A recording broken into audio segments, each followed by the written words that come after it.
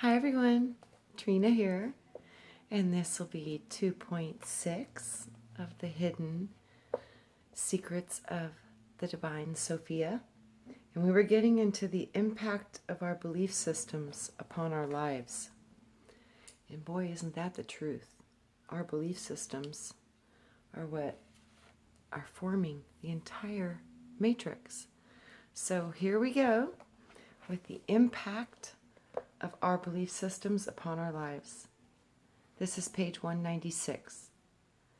I had been speaking about the discoveries with Regal and Ariel, and they had explained to me how the human conception of God is directly linked to our perception of the universe. The scientific and religious theologies that we embrace become filters that cause us to either incorporate or block certain ideas. For example, a philosophy that teaches that the universe is endlessly in motion and constantly reinventing itself implants a natural sense of security in the changing currents of life. We innately know that change is a natural order of things, so we embrace the season, knowing that all things come full circle. A philosophy that teaches that the universe is constantly expanding causes us to expand our own scientific and spiritual knowledge. A philosophy that teaches reincarnation prepares us to accept all the cycles of life: youth, maturity, old age, and death, with grace, knowing that we are eternal beings and that death is just but a portal into another world. Thus, we have nothing to fear.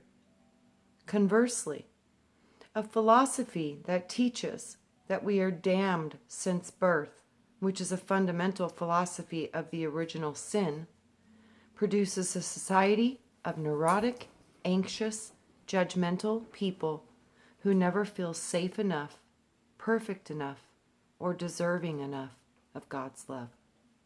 That's a profound truth right there. God within and God without. This brings us to the powerfully important ideas of eminence and transcendence, the two concepts that lie at the heart of every world religion. The two ideas represent the God within and the God without principles, and it can also be said to express the yin and yang polarities. Transcendence is the belief that God is outside us in heaven, that we can only reach God if we are good enough to travel there. God is so big that he cannot be contained within the realms of matter, so he exists in a higher dimension. Unfortunately, the difficulty with this is that when we think that God is not embodied in the world around us, we cease to see the sacral presence of the divine in the visible world. Matter is viewed as only an objectified creation, but not containing the holy spark itself. The fundamental concept resides at the heart of all patriarchal religions. Eminence is the belief that God is present in creation. The divine is in everyone and everything, and thus all of life is sacred. This means that we can experience the sacred presence of the Creator in the rising sun, the majesty of the stars, and the hummingbird that just flew past our garden. The sacred is all around us, if we but have the eyes to see it. So while God or Atum might be far more vast than we can perceive with our human senses, the divine is still present with us everywhere, in every moment. We dwell within the body of the divine, and she dwells within us. As we close our own breath,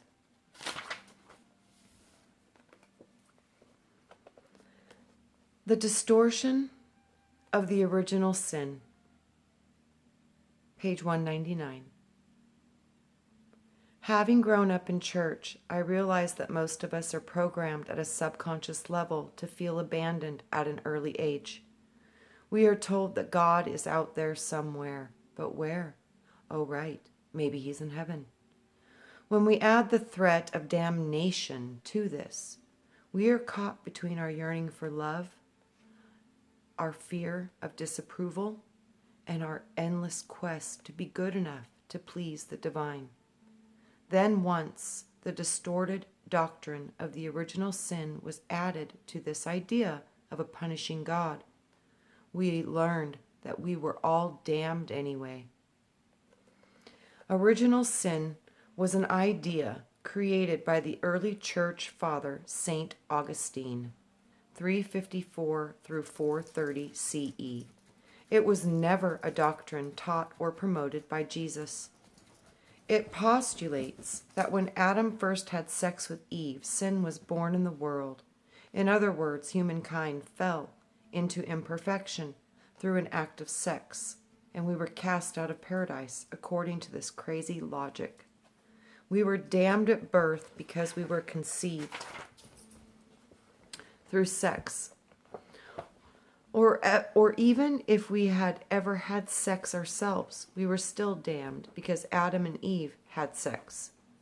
In Augustine's version, we are all innately diseased and can only find salvation through the church, and in essence, he proposes both the illness and the cure, creating a powerful loop of shame and guilt, manipulation and fear in his followers.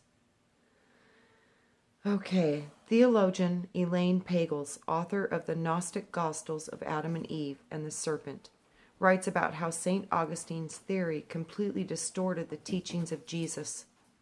Instead of the freedom of the will and the humanity's original royal dignity, Augustine emphasizes humanity's enslavement to sin. Humanity is sick, suffering, and helpless, irreparably damaged by the fall of that original sin. The belief that we were damned from birth is so fundamentally wrong that it creates a deep layer of shame at the very base of the human psyche. And this belief then generates the feeling that we can never be good enough to win God's love. That's so funny. When I was a little girl, and my invisible best friend was the Lord, the being known as Jesus.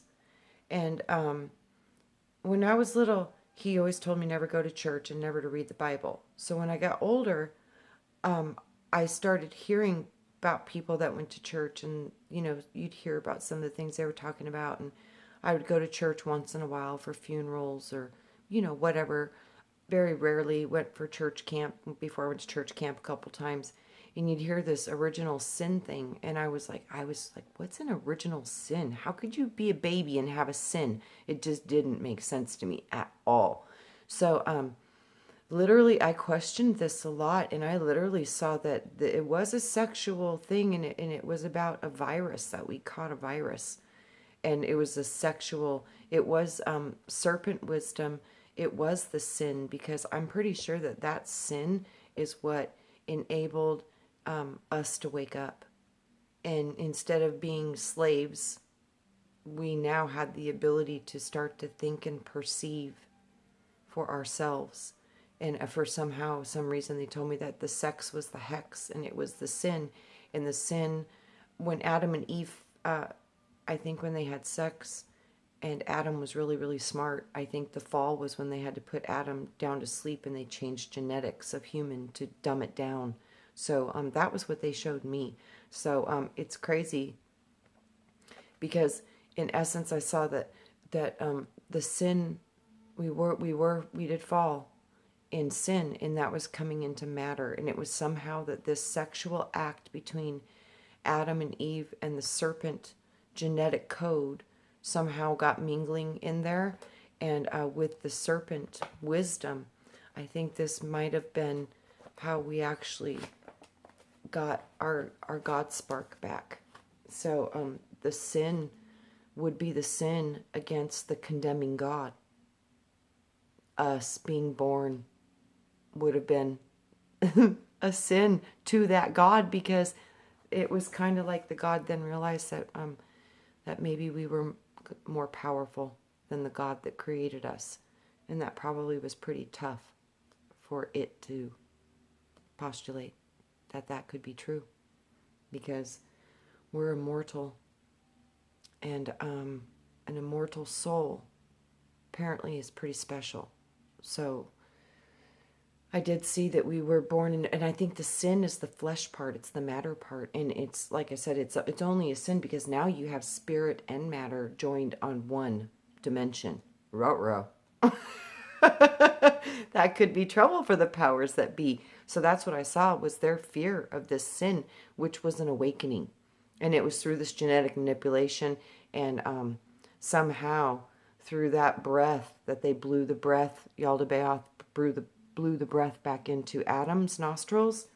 That was game over right there. And for whatever reason, I think that they knew it, and that was when all the condemning God, jealous God, slaughtering of the firstborns, getting rid of all the males, all this stuff started going on, was because of that right there. And so the whole born in sin thing, it might have been the best thing that ever happened to us. You got to look at everything backwards. It's crazy, but when you start to look at everything backwards, you start to see a different picture. And it actually makes a little bit more sense, which is weird. But dive into your own, find your own truths. Like I said, I prayed really hard about these things. I was like, how could babies be born in sin? It did not make sense to me. So they showed me that it was how we got a sleeve. It was how we got our skin. So the sin was the skin. It was a genetic manipulation that brought us down deeper into dense matter. So it was a sin against the spirit to be brought down into the beast.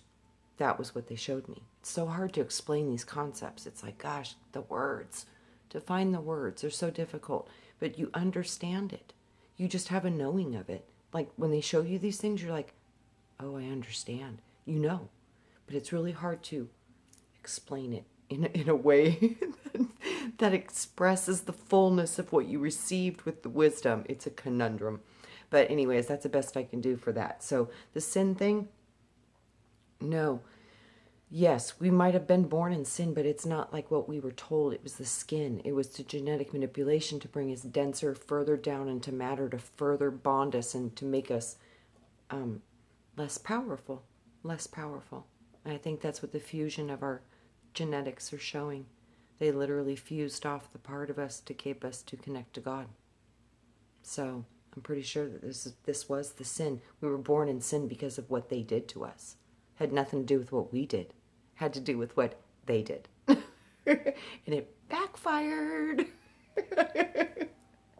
So now here we are, all waking up and stuff. Yeah, I bet they're pretty freaked out.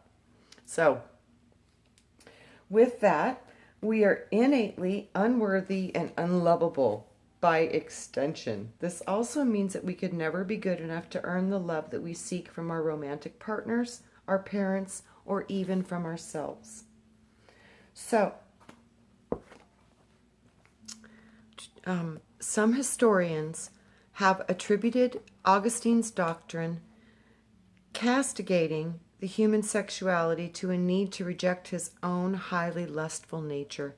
Since Augustine was a great hedonist in his early years, he kept a mistress for 13 years, with whom he had an illegitimate son. Thus he preached that the only remedy for this kind of powerful sexual lust can be found in the conjugal rites of the Christian marriage. Attempting to have such a rite with a virgin, he was engaged for a while to an 11-year-old, but even then kept a mistress. Wow. Clearly repulsed by and at all odds with his own unbridled passions, and perhaps those of his friends. Augustine taught that the human nature is a mass perdition and sin. The only redemption for our sexuality, he said, is the resurrection of the body. Boy, he was had some sexual issues, huh? Wow. Unfortunately, this kind of warped theology was later legitimized by two subsequent popes, Pope Innocent, oh, of course, and Pope Zosimus. Also by the church councils of Carthage and Ephesus and Trent, giving insight to how the distortions and repressions of the sexual appetites of the early church fathers have corrupted all of our theologies. Isn't that interesting? We still see that today with all the pedophilia and all the sexual incorruption and all of the crazy things that have been done to children all over the world. Their bones are starting to birth out of the earth, literally, on their properties. That's a sad truth. But the bones of the children are coming out of the grounds of their properties. We've been thrown into some pretty twisted belief systems, and it's created a serious imbalance, and some of the biggest imbalance that we saw has been within the church and the sexual rules of the church with their priests and the nuns and the celibacy, and they're preaching abstinence while they're all having sex with children and nuns. There's been so much sickness that has gone through the walls of these religions, and it's now time to shed a light on it and start to heal it. And women need to be honored and treasured and protected. And children, oh man, that should never, that's off limits. Children need to be protected with everything we have. They are the future, and you don't hurt children. It's, boy, the ones that do, oh, I feel bad for them.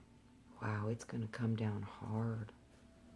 Oh, I've seen some, woo, don't hurt the babies. Better love the babies, love the kids. All kids. It doesn't matter. So the concept of original sin was first introduced to the Roman Church when Christian bishops began arguing about the preexistence of the soul. Reincarnation had always been a part of the early Christian canon for the first 5 centuries of the Common Era. It was openly taught by Jesus, as we shall see. It was in part of his belief system of the Essenes and of the Pharisees, 2 of the 3 major Jewish sects at the time of Jesus. While the Essenes lived in isolated communities away from the Jewish politics and were focused on the ancient teachings of Moses, the Pharisees and the Sadducees, composed of most of the 72-member Sanhedrin High Council, which ruled Judea at the time of Christ. Both the Pharisees and the Sadducees were known for their wealthy lifestyles, excessive lawmaking, imposition of high taxes, and condemnation of any prophets who might arise to threaten their power. According to the 1st century CE Jewish historian Flavius Josephus, the Sadducees did not believe in reincarnation or life after death, while the Pharisees embraced both concepts. Reincarnation was also a part of the Egyptian, Greek, Celtic, and Roman theologies. However, for the church that wished to consolidate its power, the idea that people have multiple lives in which to perfect themselves has a way to reach heaven left too much room for freedom. So this was not a very good approach for selling God to the masses. Once reincarnation fell out of favor among the church fathers, they were asked to explain how bad things can happen to good people, if not for karma. As a result, St. Augustine proposed the concept of the original sin as a way of explaining away the unprovoked suffering and allegedly sinful nature of all human beings. However, this kind of thinking is clearly flawed. In the first place, sex is a part of the intelligent design of the universe. It is not only the natural means of procreating among all creatures, but it is also the doorway into powerful states of ecstatic bliss. It is perhaps this power that the church really feared.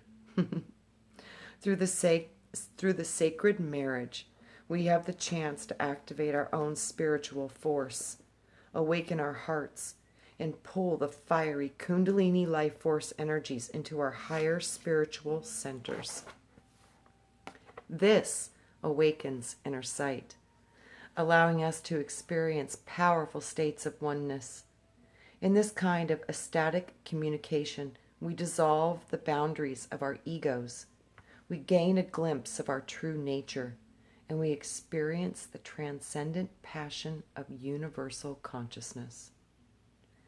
When we combine the idea that God is somewhat far, far away with original sin, we create a culture of unhappy, neurotic people who feel that they will never be perfect enough to be loved. This sets up a continual cycle of overwork, overspending, oversexing, guilt, shame, and disappointment, along with a sense of impending doom as we all await a heavy hammer of punishment to descend. This theology demonizes sexual love, and women, for that matter, and it blocks us from experiencing sacral sharing in a more elevated way.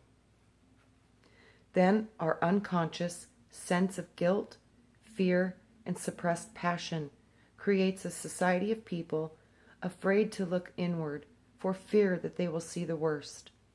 Then when we avoid going within, we cannot connect with God, especially because we have been told that the world we live in is not sacred and that God is nowhere to be found here on earth. This creates a deep emptiness within each one of us. Many people try to fill this emptiness with drugs, alcohol, pornography, compulsive shopping, or other forms of addiction. In an endless quest for money, fame, or the perfect body, or approval in the eyes of others. These are all substitutes for the love that we have never let in ourselves, experiencing from the one who loves us most, the Creator.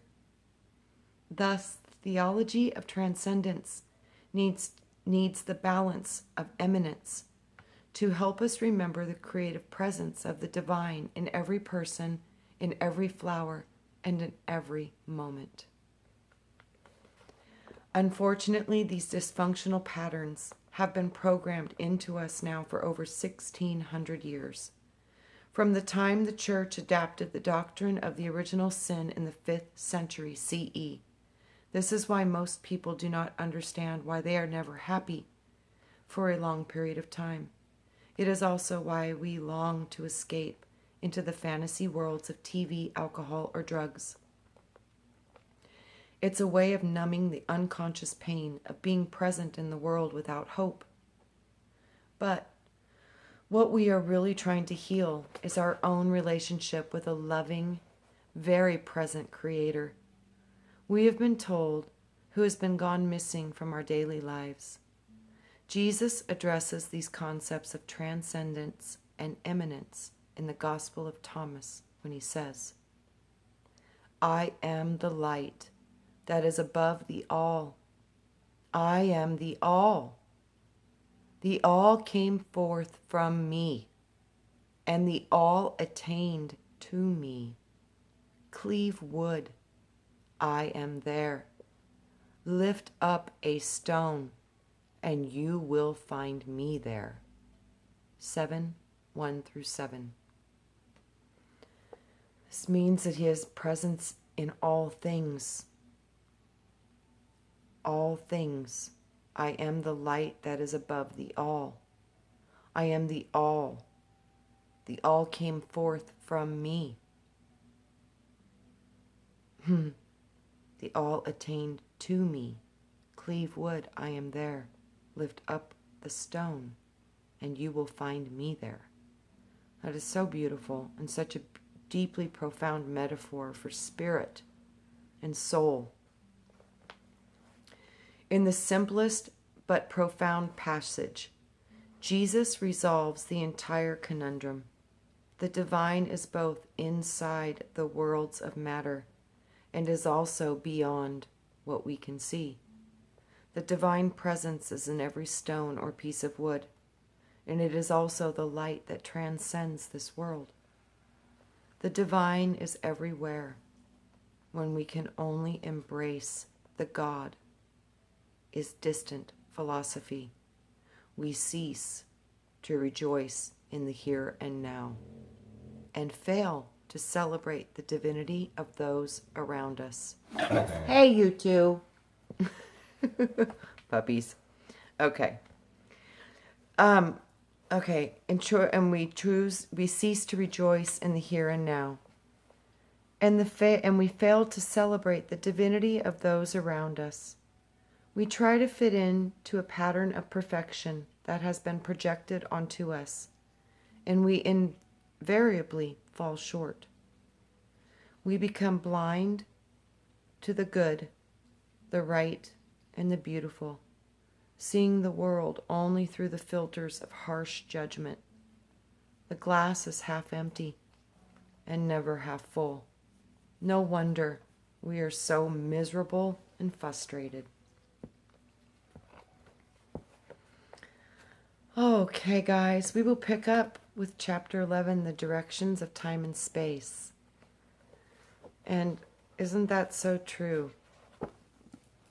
From the belief that we are sin, and that we are born in sin, and that we are less than, and that God's outside of us, and that we need a Savior so we can communicate with what is divinely innate within us.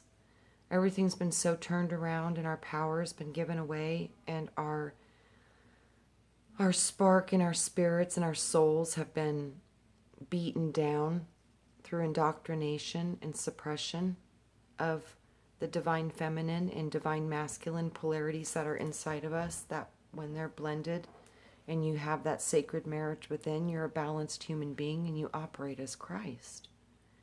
This is what they do not want us to know, and they do not want us to do. And with that, they've made sure to suppress all of that balance, so that way they could keep things in fear and in judgment of our own self, and in condemnation and division of one another, saying my God's better than your God, and my belief is better than your belief, my this is better than your this, my this is, it's all to keep us separate. But when we can see through that and understand the deception that it is, and understand the weight that it's had on our world, we start to cut through those lies and start to stand in truth and start to act as truth, which is Christ, blending all these powers and bringing them into balance, we will change everything we see. And when enough of us come together in love and intention and focus, we'll see miracles, because I've seen them, and I want to see more, and I want to see them with you. So I look forward to the time in the near future where we can all hold hands and work on an intention of healing for each other and this planet together. Boy, that will be a grand day indeed, and I can't wait to be a part of that. So I love you, family. I look forward to seeing you in the astrals and in this physical world of matter, and hopefully it'll be sooner than we all can imagine. So I love you both all, and I will see you soon on the next one, and we'll get into more of the Divine Sophia and those dormant sleeping powers that are within us all, that it's time now we start to awaken. So it's time to wake up. And we're doing it, and it's evident because there's proof. So know that this really is making a difference, and you are that difference. So I love you. I'm so honored to be with you through this process of learning and remembering the power of we, and that is thee, and it's because of our tree of commonality through love. So see you on the next one. Bye.